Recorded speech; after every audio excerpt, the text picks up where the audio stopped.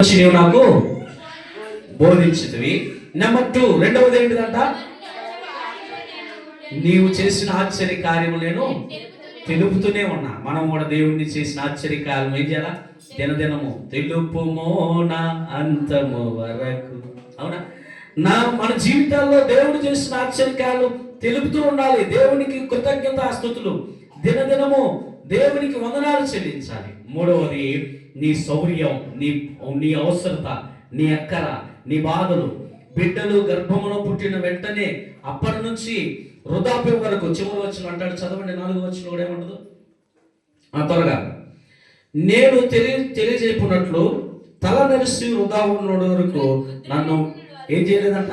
విడవలేదు. గట్టిగా చప్పుడు కొట్టండి మీరు. వారు బాల్యం నుండి రక్షించావు, కాపాడావు, వృద్ధాప్యం వరకు కూడా నీవు నన్ను ఏం చేయాల?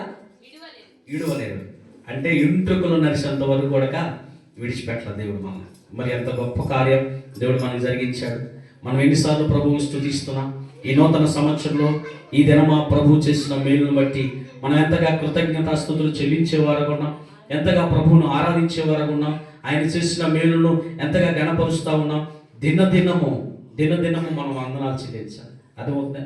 దినదినము దేవునికి కృతజ్ఞతాస్తుతులు చెల్లించాలి. అదేవిధంగా చివరి మాట చెప్పి నేను ముగిస్తా. యోబు 15వ అధ్యాయము 19వ వచనం తీయడం త్వరగా. దేవుడు మనకి ఎన్ని బాధల నుంచి, ఎన్ని శ్రమల నుంచి, 6 బాధలు ఆయన నిన్ను విడిపించును, 7 బాధలు కలిగినను ఏ కీడు రాదు. గడికి నమ్మకం చెప్పబడతారా? 6 బాధలు కలిగినను, 7 బాధలు వచ్చినను ఏ కీడు నుంచి నిన్ను ఏం చేస్తాడంట? ఏ కీడు రాకుండా నిన్ను విడిపిస్తా. అవునా? మన జీవితంలో ఒక్కొక్కరి జీవితంలో ఎన్ని సమస్యలు వచ్చి ఉండొచ్చో, ఎన్ని శోధనలు ఉండొచ్చో, సంవత్సరం అంతట్లో ఎన్ని ఇబ్బందులు ఉన్నాయో, ఎన్ని కష్టాలు వచ్చాయో, వాటన్నిటి నుంచి దేవుడు విడిపించాడు, కాపాడాడు, క్షేమాన్ని ఇచ్చాడు, ఆశీర్వాదాన్ని ఇచ్చాడు, బలపరిచాడు, దీవెనకరంగా మార్చాడు. ఈరోజు మన జీవితంలో మన కుటుంబం పట్ల దావీదు అంటున్నాడు, నా కుటుంబం ఇంత హెచ్చించబడ్డ వాళ్లకు నేను ఏ పాటి వాడని. దేవుడు మన జీవితంలో కూడా ఎన్నో మేలు చేశాడు. మనం దేవునికి వందనాలు చెల్లించే బద్దులమై ఉన్నావా?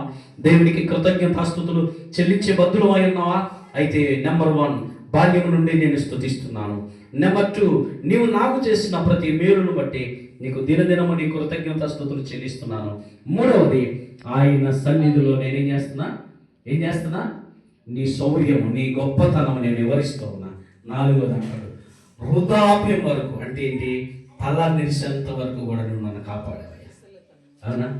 ఎంతవరకు కాపాడాడు దేవుడు మనల్ని? ఎన్నో మేలు చేశాడు మన పక్షంగా. అవన్నీ మనం వివరించామా? అవన్నీ వివరించుకున్న పోతుంటే ఆయన రాకడిచ్చే వరకు కూడా మనం చెప్పలేదు కదా. అవన్నీ దేవునికి తలపోయాలి, అవన్నీ దేవునికి కృతజ్ఞతాస్తుతులు చెల్లించాలి. చివరి మాటలో 6 బాధలు కలిగినను ఏ విడిపించను, 7 బాధలు కలిగినను ఏ కీడు నీకు తగలదు. అవునా? ఏ కీడు నా గుడారము సమీపించదయనొచ్చ, అపాయం నీరాదయ్యా.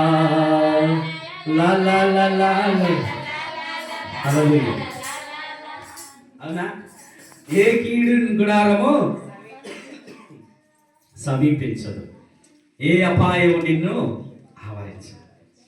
నిజంగా దేవుడు మనకు కీడు నుంచి 6 బాధలు కలిగిన, 7 బాధలు కలిగిన తప్పించలేదా? ఎన్నిటి నుంచి దేవుడు వినిపించాడండి. ఈరోజు దేవునికి చేసిన మేలును బట్టి మనం ఎంతగా కృతజ్ఞతాస్తుతులు చెల్లించేవారు ఉన్నాం. ఈ చివరి దినాల్లో దేవుడు 25వ సంవత్సరం అంతా ఆయన రెక్కల చోట్ను భద్రపరచుకొని 26వ సంవత్సరంలోనికి ఒక దినం గడపడానికి ప్రభు చూపిన కృపను బట్టి ఆయన మనం స్తుతిద్దామా?